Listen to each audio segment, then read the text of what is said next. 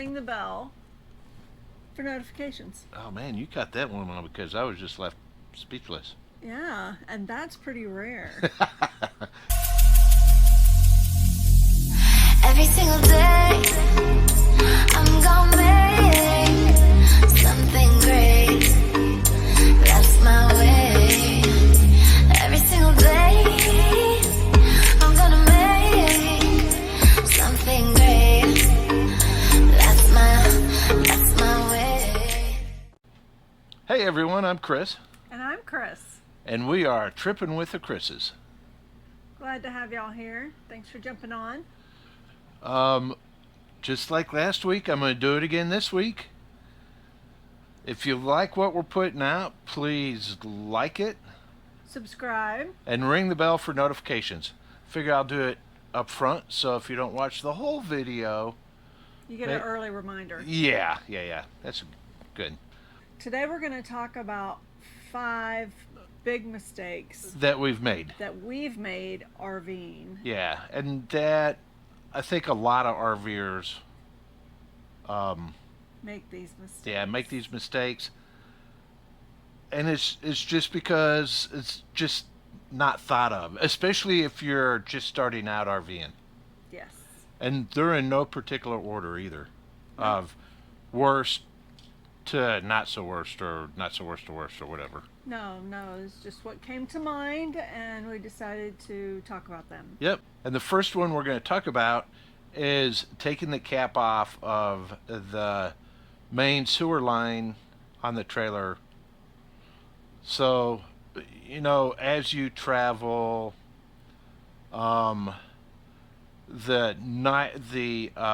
knife valves that close the tanks, some of them don't work as well as they should. When you clean your tank, there may be some crud in between the knife blade when you close it, so it doesn't close all the way.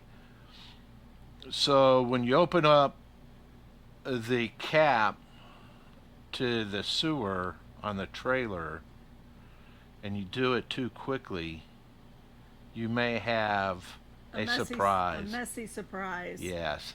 And you just hope it's your gray tank that's the leak and not the black tank that's leaking. And what was ours? I think ours was black. Yeah. Ew.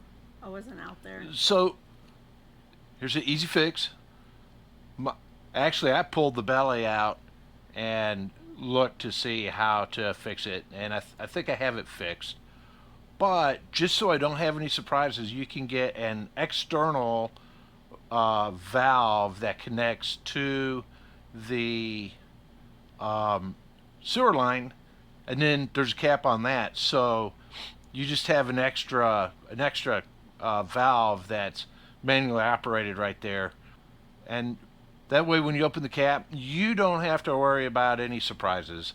You hook up your hoses, and then you open up the external valve with all the others, and everything works wonderful.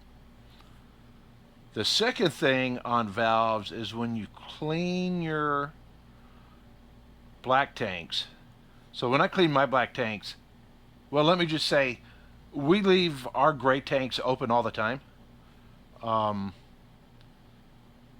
It's just something. It's just great. It's gray water. I don't worry about it. I don't have to worry about any pyramids. But when I do clean my black tanks, I do close the gray tank valves when I'm cleaning out the black tanks.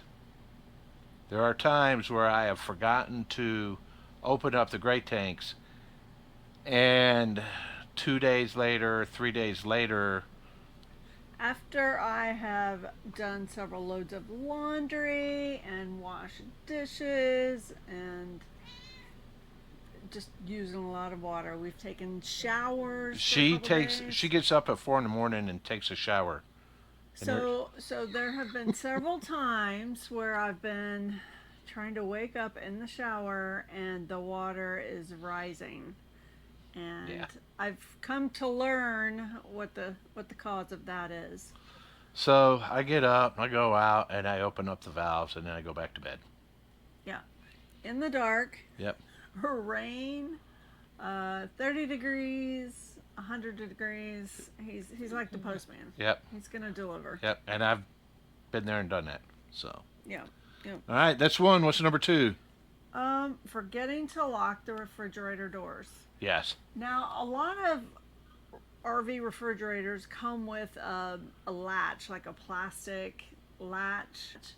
Our plastic latch is worthless because you can still, the fridge doors, if you're bouncing, they can still come ajar and the cold air leaks out. Yes. So we bought these twisty ties and they're rubber coated, and I tie them up at the top and the bottom. Pretty much everything in there will fit into bins or in the doors, so that holds up pretty well, but inside gets pretty shaken up, so you got to be careful when you take those ties off or you latch your refrigerator when you go to open it, otherwise you may end up with things all over the floor. Yep. Just like if you don't lock it up, don't tie it up, whatever you use to secure those doors, if you don't do it, you may wind up with mayonnaise or milk all over your RV when you get to your destination. Yep. Yep. That's a good one because we've done it. Yep. All right. Number three is okay. So we have a fifth wheel. I have a Reese gooseneck. For Reese gooseneck, I have safety chains. For the fifth wheels that don't have the Reese gooseneck, you don't have safety chains. I guess the difference is that you want to make sure that you are connected. So for me in the Reese gooseneck, I drop the hitch onto the ball in the bed, and then when it snaps shut, then I raise the trailer back up, and then I lift the ball up and the bed of my truck up to make sure that it's connected. Then I also connect the safety chains. You want to make sure that your ball is latched, and you remember to latch the safety chains, because I've not latched the safety chains before. 2 times. 2 times? 2. So. Well, thanks for throwing me under the bus. I'm not throwing you under the bus. I'm just saying. Okay, so the first I was going to time, take one. The first time it happened, y'all, people are notorious for this. You're trying to hook up and get out, and people want to come over and talk to you and chit chat, and so then you get distracted, and that's really hard to remember everything that you need to do. And not so much for me inside, because no one's going to come in and bother me, but if Chris is outside trying to get things put away and connected, people will come up and talk to him. Anyway, apparently that happened. Chris gets in the truck. I'm checking the tail lights, and as I come around, something told me just look in the bed of the truck, and I did, and I saw that the chains were not connected. So I told him, and he got out and he hooked them up. The other time, nobody looked, and we didn't look. And how far did we go? An hour. Yeah, we were going down to Jetstream, and so we drove a major interstate 45 for an hour with no connection. Yeah. And didn't realize it until we were almost there. Then it dawned on you. You didn't remember connecting it. Yeah. But anyway, so that's something that we are really mindful of now. Correct. Yeah. Now with a fifth wheel, you want to make sure that you're latched in, your pin's latched in, and what you want to do is you want to do a tug test on it to make sure that the latch is connected to the pin, because what you don't want to happen is get your front stand legs up, you're not latched in, and you take off, and then the front of your fifth wheel slams down onto your bed. So always make a tug test if you're on a fifth wheel, just to make sure. And then for the Reese gooseneck, just lift your bed up a little bit, get some weight on it to make sure that you're connected there and your safety chains are connected. Yes. So the next thing is leaving your awnings out while you're away.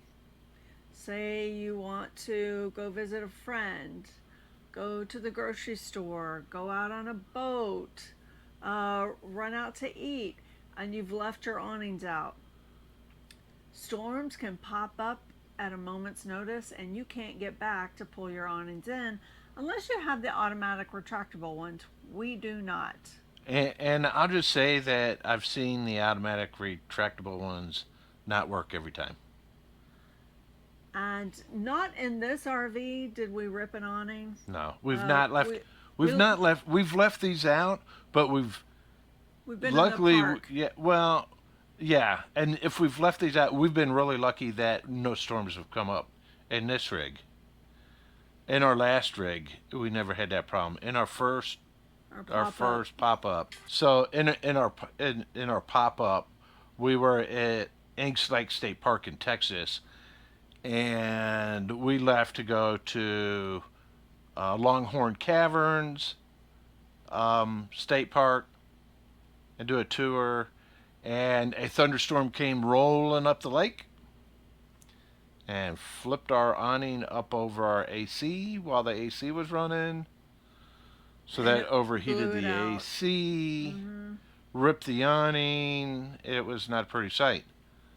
Now, that being said, we've been full timing for a year and a half now, and we have seen quite a few awnings left out during a big storm, and the awnings tore off, ripped. Off the rig. So when you leave, we recommend, And when you go to bed. yeah, and when you go to bed, we recommend bringing in the awnings just in case. Yeah, it's just safer. Yeah. You just don't want to come home to a surprise. Mm-hmm.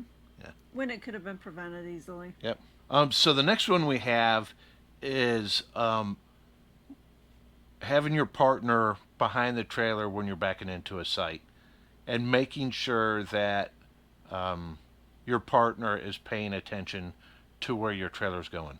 So when Chris is backing in, I'm trying to be aware of all of our surroundings, not just what's below. Don't want him to hit a picnic table or the power pole, so I'm always looking on both sides.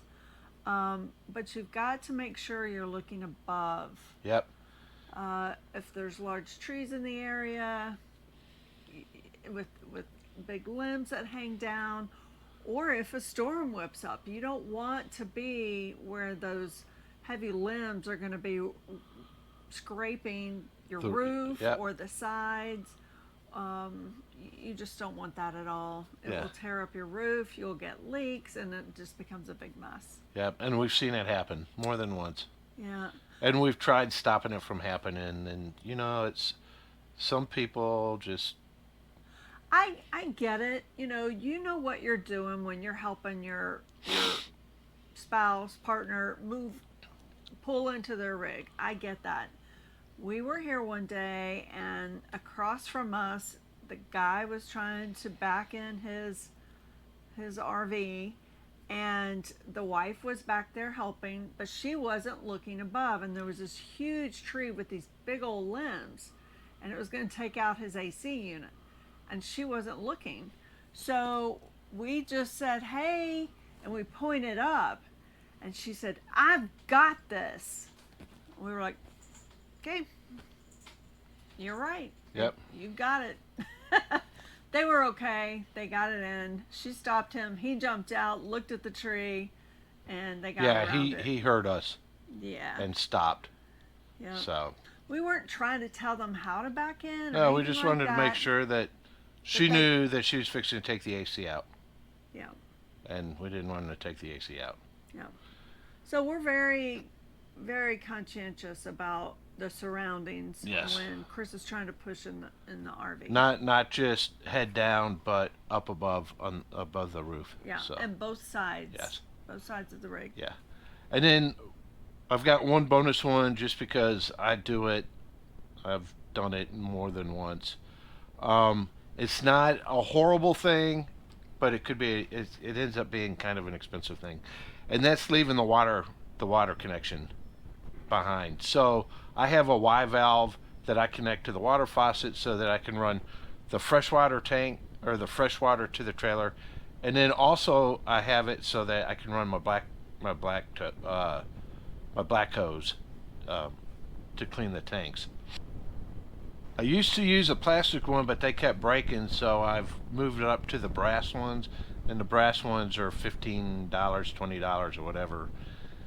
And I'm just going to say that when you get to the other site and you're looking for your nice brass Connector. Y connector and you can't find it and you realize you left it at the last place, you just kind of, So that happened to us the last place, not the last place, but a few times ago. We had pulled into our spot and we're setting up, and we get a call from the office, and they asked if we had found the last guy's connector, brass connector, with a pressure gauge on it, right? yeah, he forgot his Y connection with his water pressure, and he has like I have. He has the expensive one that has the gauge on it, so you can adjust your water pressure to the trailer. So he had left and gotten to wherever he was going and realized that he didn't have it. And unfortunately, But it wasn't at our Yeah, site. He didn't leave it there, so or if he did, somebody else already had gotten it. oh, that could be. Yeah. That could be. So, but anyways, that's our bonus. Is just I guess really the bonus is when you're finished, make sure you walk around your site. Your partner walks around the site and looks at everything. Make sure you pick up, if you have a dog, double check your site to make sure that you pick up all his droppings. Make sure you don't leave any trash behind. Make sure you Have all your rugs. yeah, make sure you just and- have everything and you don't leave anything behind. And if you do it and your partner does it, do not do it at the same time together. Do it separately, and that way you're not talking to each other or anything like that. You're concentrating on what you're doing. Yeah, or assuming that your partner has already looked for this and it's good. Yeah. Yeah. Fresh eyes. Yep. So, you have anything else? No, I think that's it for now. Well then, you know what that means. If you've liked this video, please Give it a thumbs up. What? Okay, so if you enjoyed this video, please like it. Subscribe. And ring the bell for notifications. Oh man, you got that one on because I was just left speechless. Yeah, and that's pretty rare. Until next time, bye everybody. Take care and be kind.